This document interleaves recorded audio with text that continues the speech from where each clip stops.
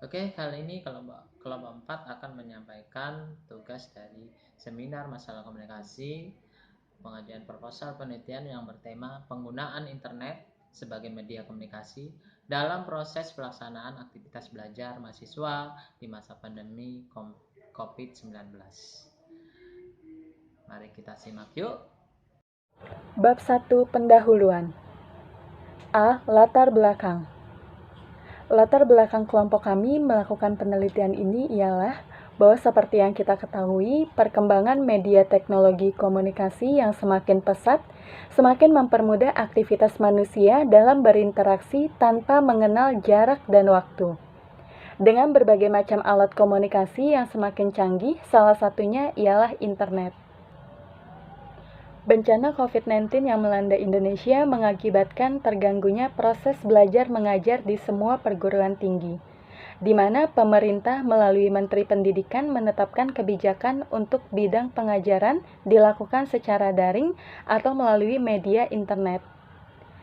Dampak dari pandemi COVID-19 ini juga dirasakan oleh mahasiswa hampir di seluruh negara, tanpa terkecuali mahasiswa Universitas Dian Nusantara Jakarta yang menjadi narasumber dari wawancara pada penelitian ini, yang menjalani aktivitas belajar full e-learning untuk memudahkan mahasiswa melakukan pembelajaran jarak jauh di masa pandemi ini, di mana mahasiswa mampu berkomunikasi dengan dosen, mengunduh materi, ataupun mengumpulkan tugas dengan mudah.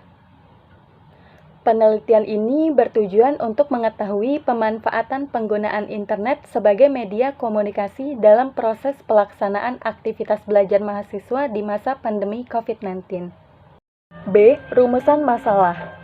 Berdasarkan latar belakang di atas, maka rumusan masalah dalam penelitian ini adalah bagaimana penggunaan internet sebagai media komunikasi dalam proses pelaksanaan aktivitas belajar mahasiswa di masa pandemi COVID-19. C. Tujuan penelitian. Berdasarkan rumusan masalah di atas, maka tujuan dari penelitian ini adalah untuk mengetahui penggunaan internet sebagai media komunikasi dalam proses pelaksanaan aktivitas belajar mahasiswa di masa pandemi COVID-19. D. Manfaat penelitian. Hasil penelitian diharapkan dapat bermanfaat bagi lembaga pendidikan agar lebih jeli lagi dalam melihat aktivitas penggunaan internet sebagai media komunikasi di kalangan mahasiswa. Selanjutnya di bab 2 terdapat landasan teori. Pertama ada kajian teori. Pada penelitian kali ini, teori yang digunakan oleh peneliti adalah teori fenomenologi. Teori fenomenologi merupakan salah satu teori yang digunakan dalam penelitian kualitatif. Menurut Edmund Husserl, dia memandang bahwa setiap manusia yang akan melakukan penelitian terhadap suatu objek, maka semua akan kembali pada objek itu sendiri. Yakni peneliti harus melepaskan angan-angan terhadap pikirannya, supaya tidak memunculkan asumsi dasar terhadap peneliti. Menurut kami, penelitian kali ini cukup relate dengan teori fenomenologis, karena hakikat dari objek tersebut didapat dari fenomena yang ada dan pengambilannya secara objektif. Sedangkan reduksi yang terakhir menurut Edmund Husserl adalah reduksi transendental. Maksudnya adalah esensi objek yang kembali pada objek, akhirnya dikembalikan pada subjek. Artinya pandangan-pandangan atau yang dikemukakan dari kesadaran subjek juga menjadi pertimbangan. Selanjutnya setelah kajian teori terdapat kajian konsep, di mana internet atau interconnected network adalah sebuah sistem komunikasi global yang menghubungkan komputer-komputer dan jaringan-jaringan komputer di seluruh dunia. Internet atau interconnected network adalah sebuah sistem komunikasi global yang menghubungkan komputer-komputer dan jaringan-jaringan komputer di seluruh dunia. Dan saat ini ada beberapa teknologi informasi yang dapat dimanfaatkan sebagai media pembelajaran, di antaranya dengan menggunakan e-learning lebih dinamis sehingga mampu memotivasi peserta didik untuk lebih jauh dalam pembelajaran online. E-learning merupakan model pembelajaran yang memanfaatkan fasilitas informasi dan komunikasi dengan mendukung proses pembelajaran jarak jauh. Selain e-learning, ada beberapa pemanfaatan teknologi lain yang digunakan untuk meningkatkan proses mengajar belajar dan mengajar melalui pembelajaran jarak jauh, diantaranya dengan menggunakan media komunikasi seperti WhatsApp, Google Meet, YouTube, maupun aplikasi Zoom, dan masih banyak lagi. Mempertemukan dosen dengan mahasiswa secara virtual sehingga proses belajar mengajar bisa tersampaikan dengan baik. Melalui penerapan kebijakan pembelajaran jarak jauh ini, diharapkan dunia pendidikan turut serta mendukung pemerintah dalam menekan lalu penyebaran COVID-19. Dan dunia pendidikan Indonesia bisa berjalan meskipun negara kita sedang berjuang menghadapi pandemi COVID-19. Setelah kajian konsep di bab 2 ini terdapat penelitian terlebih dahulu yang relevan. Di sini sebagai penelitian terlebih dahulu saya mengambil penelitian dari Ibu Ria Yunitasari dan Umi Hanifah 2020. Judul penelitiannya adalah pengaruh pembelajaran daring terhadap minat belajar siswa pada masa COVID-19. Di mana hasil penelitiannya adalah pembelajaran daring berpengaruh terhadap minat belajar siswa, dikarenakan siswa menjadi mudah bosan ketika pembelajaran daring berlangsung. Oleh karena itu, guru harus menciptakan pembelajaran daring yang menarik dan meningkatkan minat belajar siswa. Cara untuk menumbuhkan minat belajar pada siswa dengan memberikan motivasi belajar kepada siswa dengan perkataan yang positif dan membangun siswa dalam kondisi belajar. Bisa juga dengan memperhatikan siswa pada saat pembelajaran daring berlangsung.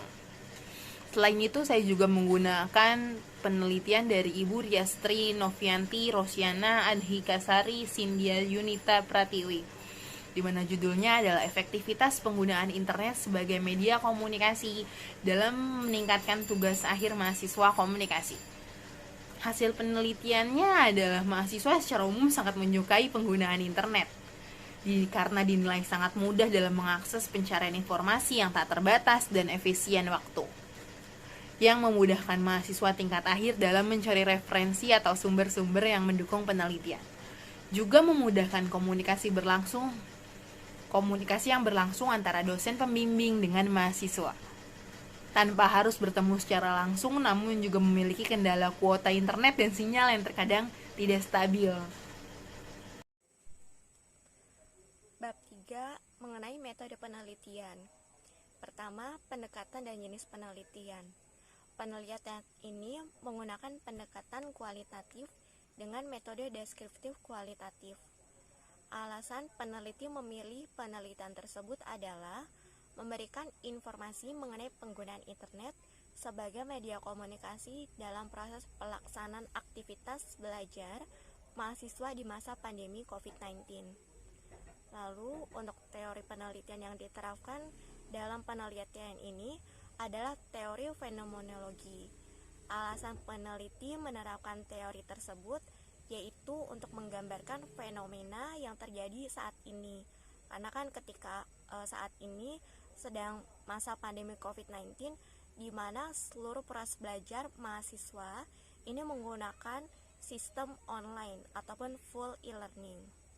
Lalu untuk paradigma yang digunakan itu menggunakan paradigma konstruktif.